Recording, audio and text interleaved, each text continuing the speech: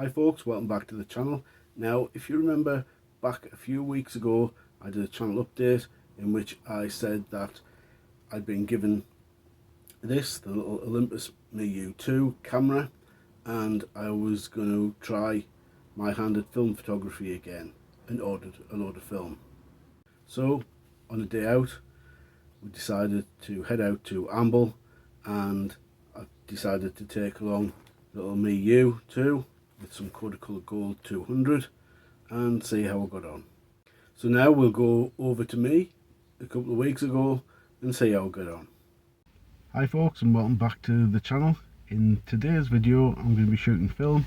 I'm going to be using the Olympus MJU II. This particular camera, you'll remember I was given as a freebie. Bought some batteries for it, put some Kodak Colour Gold in it, ASA 200, and we're here in the little village of Amble in Northumberland, and we'll be seeing what kind of shots I can get with the camera.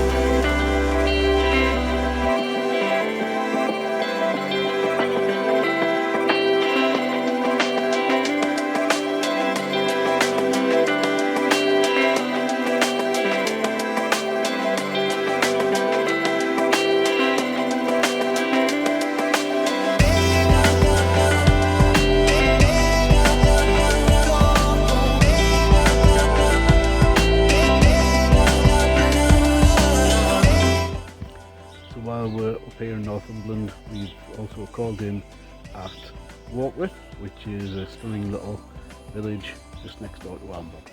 So take a few shots here, but I'm running out of shots on the film I've got in the camera, which was only a 24 exposure.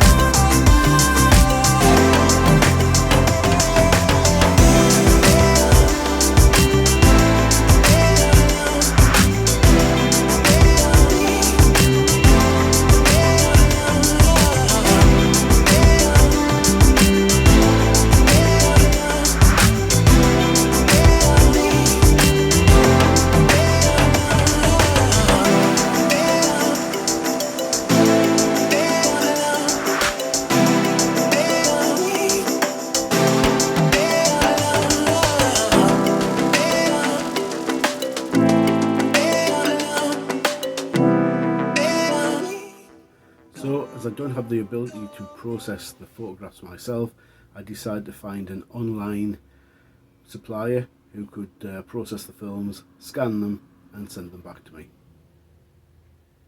So I settled on these guys, which were very reasonably priced.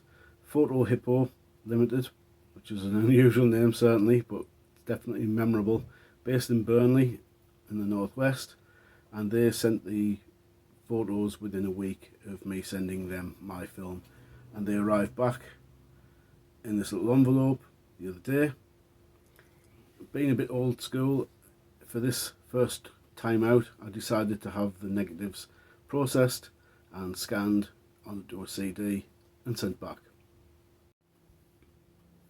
So what did I think of the MJU II? Well, I did find it a little bit frustrating that I couldn't have any control over the images. It is a point and shoot, and that's quite liberating, I suppose, in a way, but when you're not sure what it's focused on, because they do have a bit of a reputation for focusing on something quite random, I did set it to spot focus to try and eliminate that problem, but it was certainly a guess as to what you'd taken a photograph of.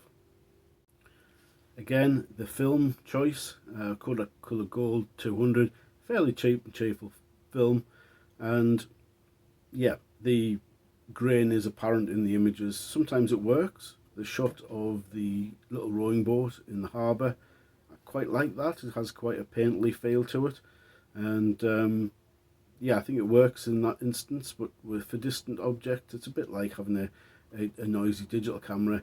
It doesn't quite work when you've got sort of fine detail further afield.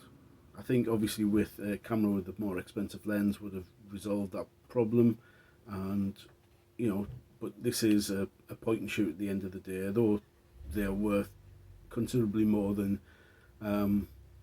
you'd expect them to be. It's certainly a camera that was made for a price point. So the big question, will I be holding on to the MJU II? Well, it's not a bad little camera for a film camera if you want to do something simple like just a point and shoot, take it on a day out or whatever. But I think the lens probably isn't as sharp as it could be. I think this is probably where those people who do collect these cameras do prefer the fixed 35mm lens. And I also found that it was obviously a little bit frustrating to use using the viewfinder, trying to guess what you're taking a photograph of. So will I keep it? So certainly I'm going to consider putting through a ASA100 film and see how it copes with that. I've got some black and white stock there I'm going to use up, so we'll see how it gets on with black and white. It might suit something like street photography where you're just out and about clicking away and you don't really have the time to set up a shot, you're just grabbing that moment. So that's my little foray into film photography for today. I do have another camera loaded with film I've been out shooting with, which is the kids' pop cam. So I'm dying to see what this has produced. It could well be all rubbish, but we shall see. Anyway, thanks very much for watching, and I'll see you in the next video. Bye for now.